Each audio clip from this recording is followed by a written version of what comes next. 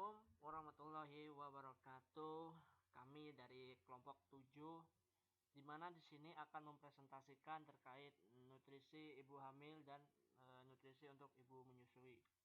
Di mana di sini anggotanya sendiri, yang pertama ada saya Ahmad Misriani, kemudian ada Ayuni Wibowo Raharjo, kemudian yang ketiga ada Feni Indah Safitri, kemudian yang keempat ada Mufid Rizal Prasetyo, dan yang kemudian yang terakhir ada Santi Dwi Astuti.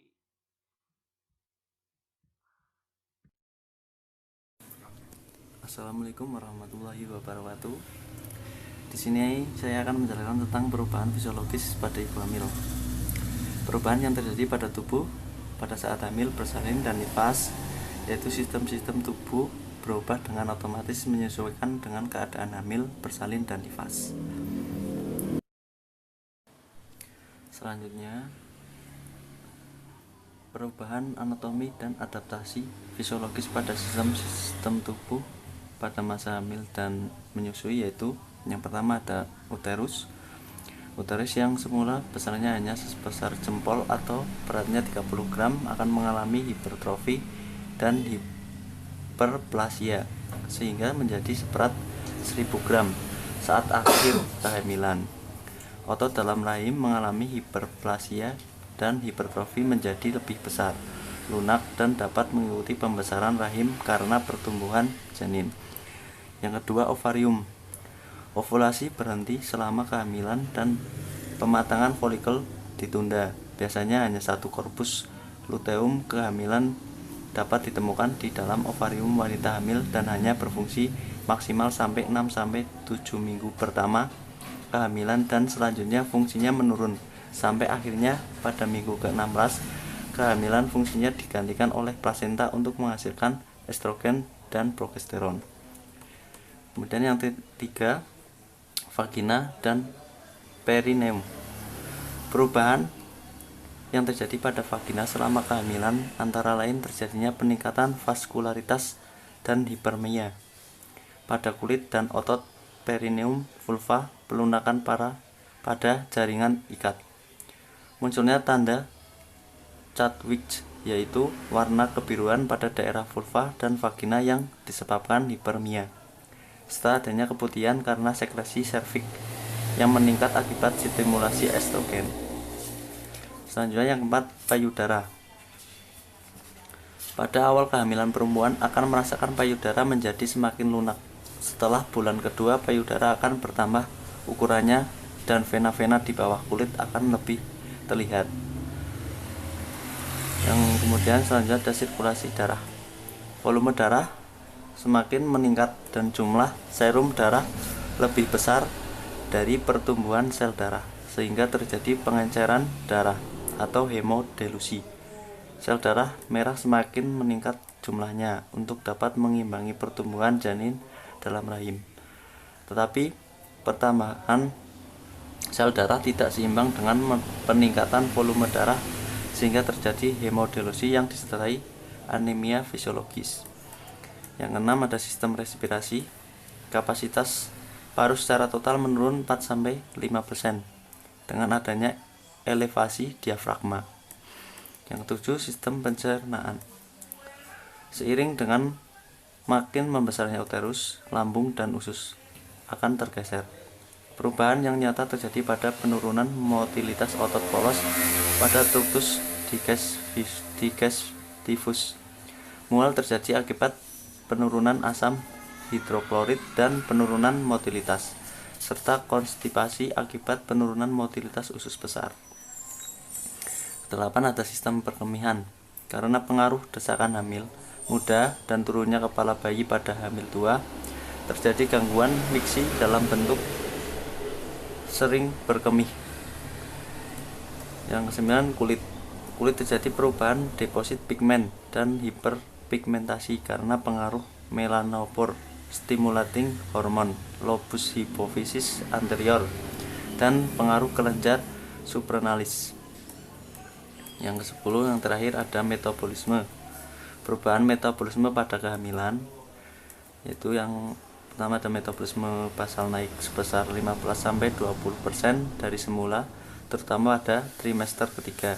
Kemudian keseimbangan basa mengalami penurunan dari 155 mg per liter menjadi 145 mg per liter, disebabkan hemodialisis darah dan kebutuhan mineral yang diperlukan janin. Selanjutnya, kebutuhan protein wanita hamil semakin tinggi untuk pertumbuhan dan perkembangan janin, perkembangan organ kehamilan, dan persiapan laktasi. Selanjutnya, kebutuhan kalori didapat dari karbohidrat, lemak, dan protein. Selanjutnya, kebutuhan zat mineral untuk ibu hamil. Yang terakhir ada berat badan ibu hamil bertambah. Berat badan ibu hamil akan bertambah antara 6,5 sampai 16,5 kg selama hamil, atau terjadi kenaikan berat badan 0,5 kg per minggu.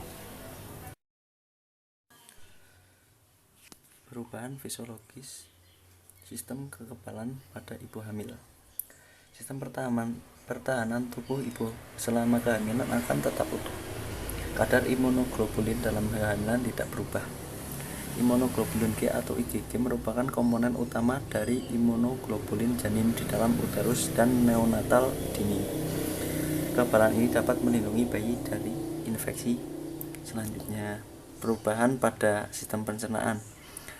Perubahan yang terjadi pada sistem pencernaan dipengaruhi oleh peningkatan hormon progesteron dan tekanan uterus yang membesar terhadap organ saluran pencernaan. Perubahan sistem pencernaan yang dirasakan ibu hamil pada trimester pertama. Rasa mual baik yang sedang maupun berat, dengan atau tanpa terjadinya muntah setiap saat siang ataupun malam. Apabila terjadi pada pagi hari, sering disebut morning sickness. Hipersalivasi sering terjadi sebagai kompensasi dari mual dan muntah yang terjadi.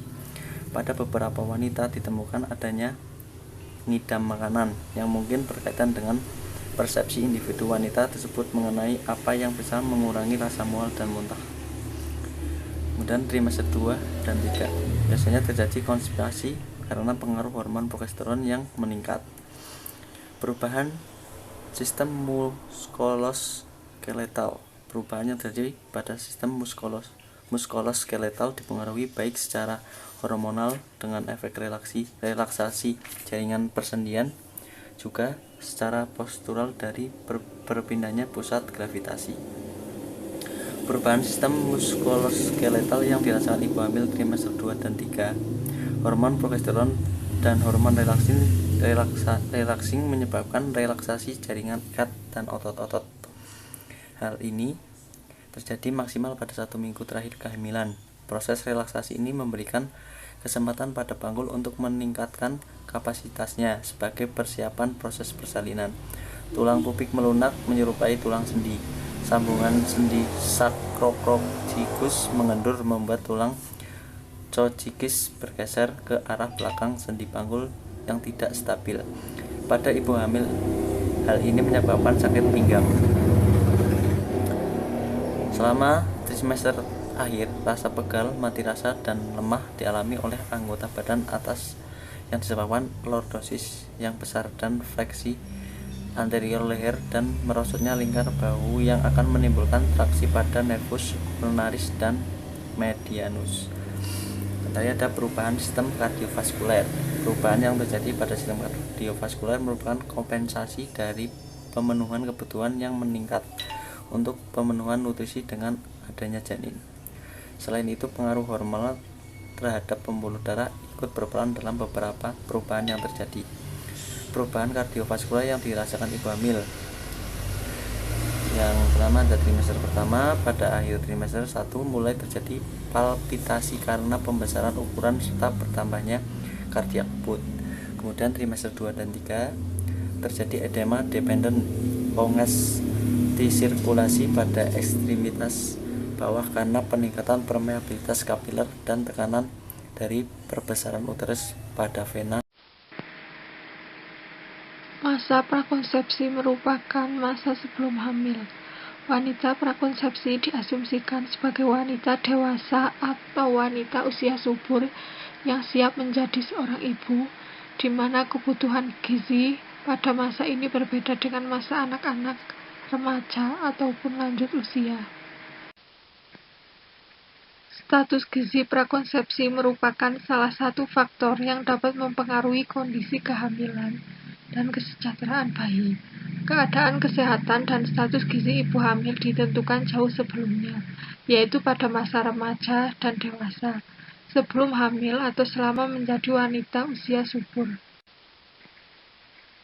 Status gizi dan kesehatan wanita usia subur golongan remaja yang belum banyak diperhatikan. Contohnya yaitu kurangnya energi kronis. Kemudian ada faktor-faktor yang dapat mempengaruhi kejadian kurangnya energi kronis. Itu yang pertama, faktor penyebab langsung yaitu tingkat konsumsi energi, tingkat konsumsi protein, penyakit infeksi. Kemudian yang kedua ada faktor penyebab tidak langsung yaitu pengetahuan tentang gizi prakonsepsi dan aktivitas fisik. Pengetahuan gizi prakonsepsi merupakan faktor yang penting dalam mempersiapkan kehamilan. Ini bertujuan untuk mencegah terjadinya kekurangan asupan zat gizi selama kehamilan. Nutrisi prakonsepsi.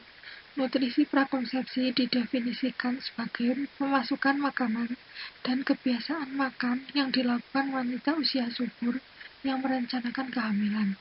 Nutrisi penting yang harus diperhatikan dan dikonsumsi pada masa prakonsepsi adalah makanan yang mengandung karbohidrat, protein, lemak sebagai sumber energi, dan vitamin A, asam folat, vitamin D, kalsium, besi, serta yodium. Selanjutnya yaitu konsepsi. Nah, di mana kehamilan ialah saat membahagiakan bagi pasangan suami istri, khususnya ibu calon ibu. Namun, selama masa kehamilan berlangsung, ibu hamil harus memperhatikan kecukupan nutrisi agar si janin berkembang sehat. Nah, kecukupan nutrisi untuk janin ini harus dilakukan sejak terjadinya konsepsi atau pembuahan, karena pembentukan organ pada janin terjadi sejak masa konsepsi, di mana periode emas pada anak yaitu antara kisaran usia 0 dalam rahim sampai 1000 hari masa kehidupan. Selanjutnya yaitu nutrisi konsepsi. Nah, di mana perlu diketahui juga zat gizi penting untuk pertumbuhan itu sendiri, terutama protein dan mikronutrien, antara lain seperti zinc, yodium, zat besi, vitamin A, vitamin D, vitamin B12, dan asam folat. Nah, di mana kebutuhan energi ini harus tercukupi agar protein tidak dimanfaatkan sebagai sumber energi oleh tubuh dan bisa digunakan untuk pertumbuhan.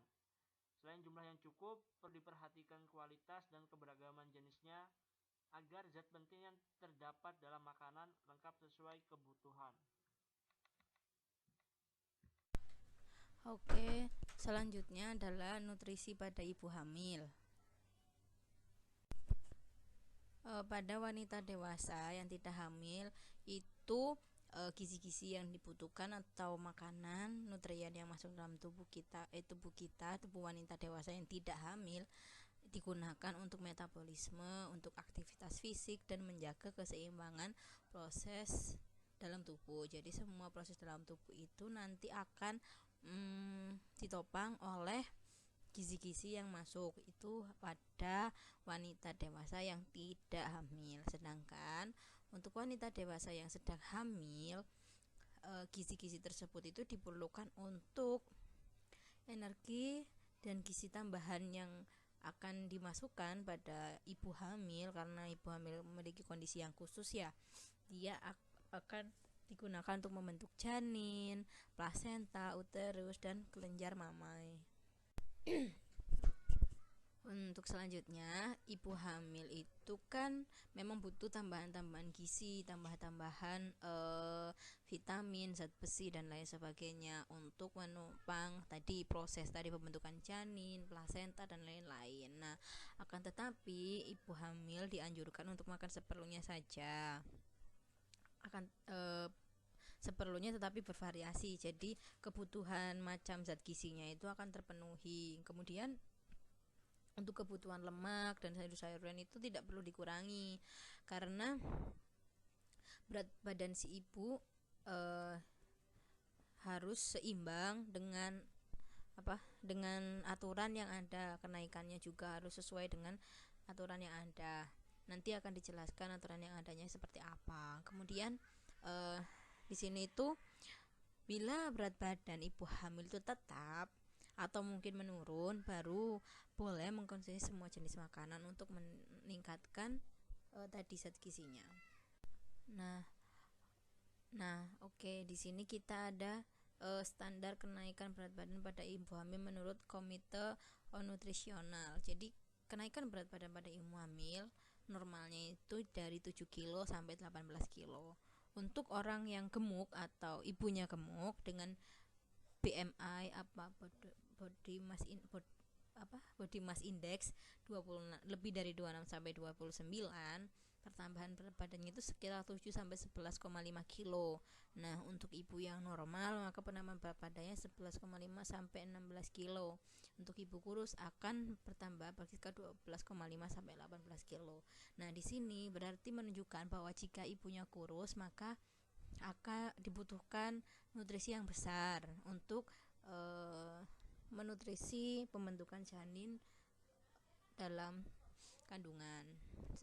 Sedangkan untuk ibu yang gemuk, karena yang dikhawatirkan di sini jika kita terlalu berlebihan memasukkan nutrisi akan merugikan ibunya.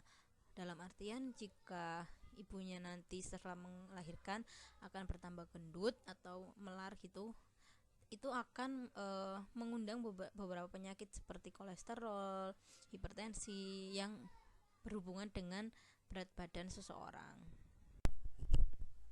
Nah, kan kenapa ini harus penting sih menjaga asupan nutrisi pada ibu. Asupan kalori juga perlu dijaga karena ketika kekurangan dapat menyebabkan anemia, abortus, partus prematur, insersia uteri, hemorgia postpartum dan lain sebagainya yang berhubungan dengan gangguan-gangguan pada ibunya dan anaknya. Kelebihan juga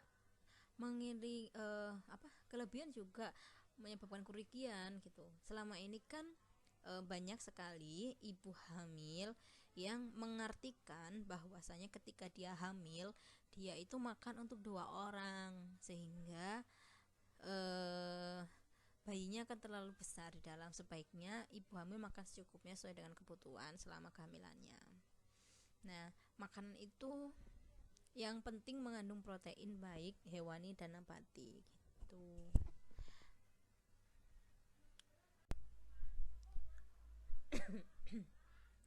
Oke, makanan apa saja yang dibutuhkan oleh pertumbuhan dalam proses dalam hamil itu mengandung zat-zat pembangun dan pertumbuhan. Contohnya yaitu protein, multivitamin, mineral. Nah, zat-zat tersebut itu bisa membantu pertumbuhan janin.